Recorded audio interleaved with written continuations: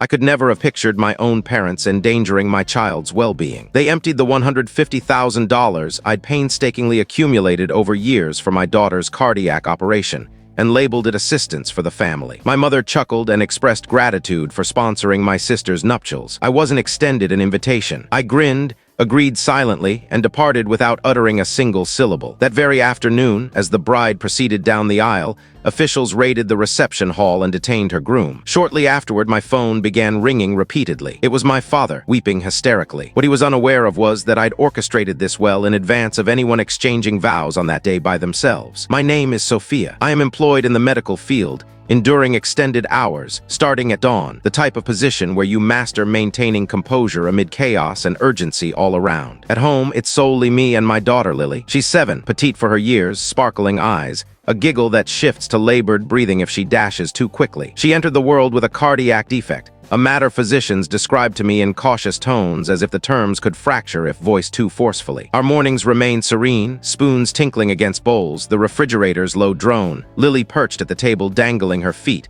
inquiring whether today qualified as a strong heart day. Certain days qualified, others did not. I grew accustomed to gauging time uniquely, not by years but through consultations, examinations, and the dates marked on the calendar for her procedure. I began setting aside funds when she was 2 in a dedicated account, each additional shift, each incentive. Gifts from kin on birthdays were deposited directly. I forewent trips, purchased second-hand furnishings, declined when others questioned why I never indulged myself. I shared the reality. I'm preserving my daughter's existence. The majority comprehended. A few appeared uneasy and shifted topics. My parents resided on the opposite side of town. Externally, we appeared as an ordinary household. Festive meals, collective snapshots. My mother Evelyn favored authority masked as caring. My father remained silent, perpetually easing tensions, and my younger sister Hannah possessed a knack for navigating life with gentle cushions each time. Fresh vehicle, substantial diamond ring, a marriage already dubbed the highlight of the season. When the operation date was at last set 6 weeks ahead, I experienced an emotion absent for years. Alleviation, apprehension as well,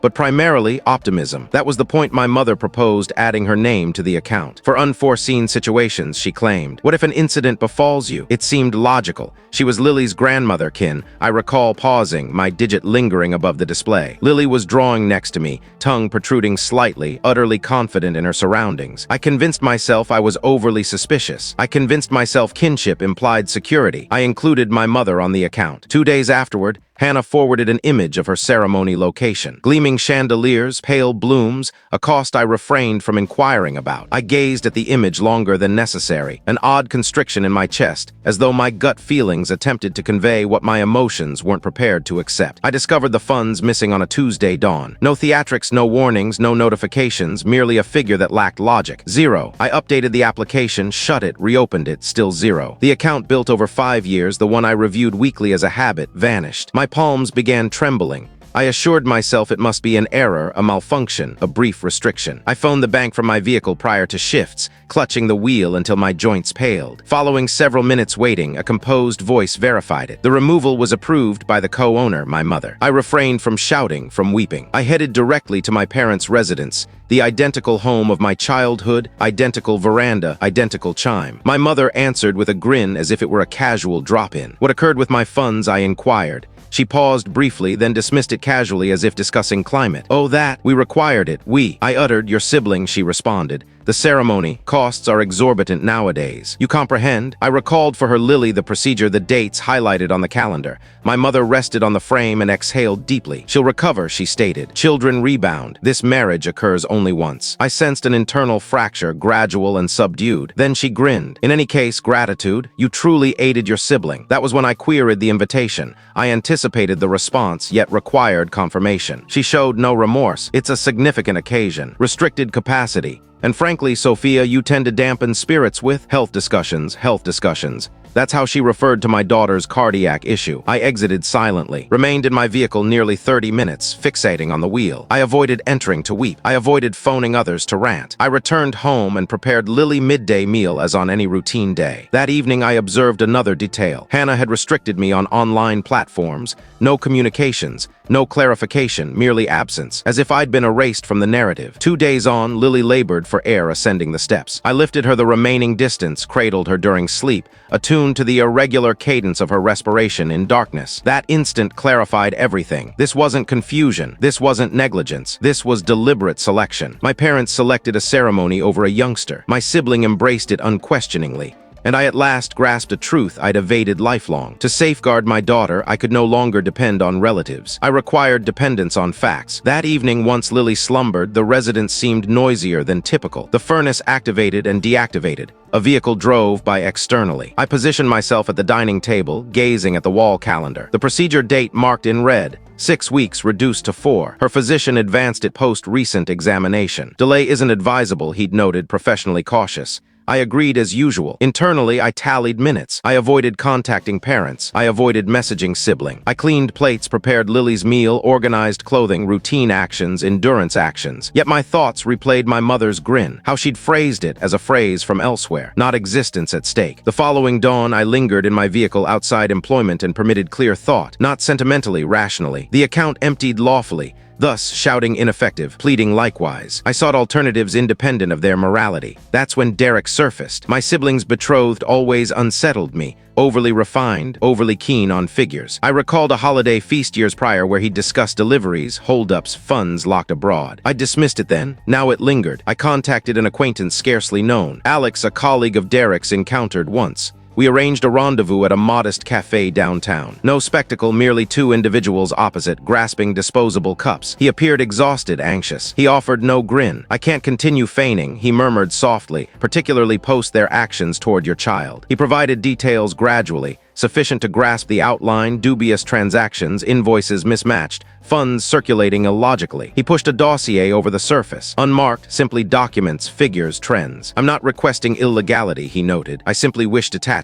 I brought the dossier home and awaited Lily's slumber anew. I arranged it all on the table. No haste, no alarm. I examined, verified, marked. Unclear parts researched. Suspicious flagged. By sunrise, I recognized 2 facts. Initially, my sibling's ceremony funded not by affection or kindness. Secondly, facts no longer mine solely. I alerted relevant officials and relayed precisely my holdings. No claims, no feelings, merely evidence. They attended, posed precise inquiries, accepted duplicates. Upon departure, residents silent once more. Lily moved upstairs, summoning me. I approached, raised her into embrace, sensed her lightness. I rested my face against her locks and vowed inwardly. Regardless, next, I would remain vigilant. The ceremony morning dawned softly. No alerts, no wails. Merely light filtering blinds and gentle Lily respiration adjacent. I remained motionless briefly, eyeing the overhead, heeding the home awakening. Today intended festivity. Ivory gowns, sparkling glasses, grins overly broad for images. I remained indoors. Lily shuffled to kitchen in footwear, trailing cover. I prepared flapjacks, her preferred style, somewhat irregular, chocolate pieces embedded. She positioned at table, dangling feet,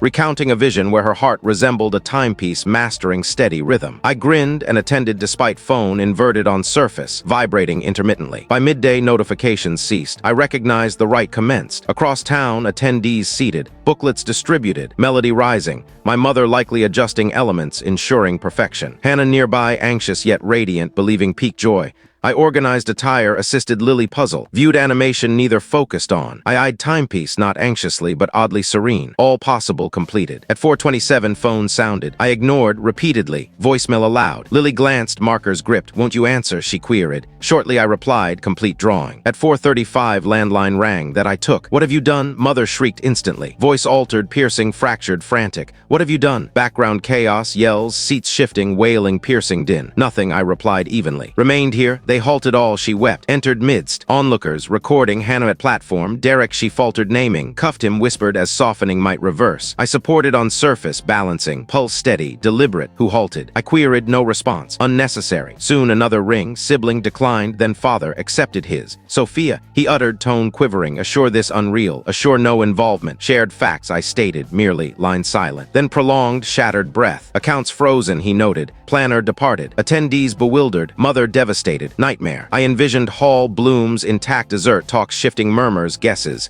Envisioned mother's expression, grip loosening. Destroyed sibling's ceremony, he murmured softly, eyes shut. No, I replied, your decision's accomplished. Mine revealed. He began disputing, mother seized device. Post all for you, she wailed. Post raising this to us. To kin, I reflected Lily's stare breaths, wall calendar, account 0. Took funds for granddaughter's survival, I stated. Chuckled. Claimed I spoiled atmosphere. This atmosphere selected. Wept intensely. Intended repayment post-inquiry. Seizing all, voice shattered utterly. Serious whispered, years ongoing. Yes, I affirmed, truth arrives thus. Sibling's voice interjected, remote yet enraged. Phone here. Movement. Then respiration rapid. Hope satisfied, she stated. Shamed me publicly. Ruined existence. Voice steady. Unnecessary. Took funds aware not yours, I noted, for niece's operation. Restricted me. Excluded us. Not today origin. Hollow chuckle, ever theatrical, merely funds. Coldness chest settled. Daughter's heart, I stated. Spent on blooms, no reply. Background announcement venue evacuation. Heels rapid. Yells at guards. Slam. Unbelievable extent, mother wailed. Such cruelty, glanced Lily, drawing. Focus furrowed. Cruel, softly echoed. Cruel stealing ill child, labeling aid, terminated. Residents silent anew, excessively. Lingered, allowing immersion. No victory, no remorse, completed. Hour on, phone message unknown. Completed, stated. Sufficient, deleted, unreplied. Evening, father rang anew. No shouts. Possible multiple charges, noted. Years potential, aware, I replied. Mother paused, claims never anticipated extent. Window gazed, sun lowering beyond homes. Already I noted, merely averted gaze. Long silence. Next, he queried, you I stated. Or me us all, considered, dinner's absent forever. Wall photos gradually removed. Kinship strains to break. Me I noted, care daughter, disconnected pre-response. Night, Lily asleep, solitary couch. Identical where once wept silently, fearing speech consequences. Phone vibrated. Voicemail mother. Ignored, unneeded. Clash not hall, not yells accusations. Occurred prior choosing vigilance. No reversal. Post-ceremony days oddly serene, post-storm air shifting. No further shrieks, no claims. Merely reports via others, muted, sieved. Derek accounts locked. Business links scrutinized. Location demanded explanations. Suppliers payment.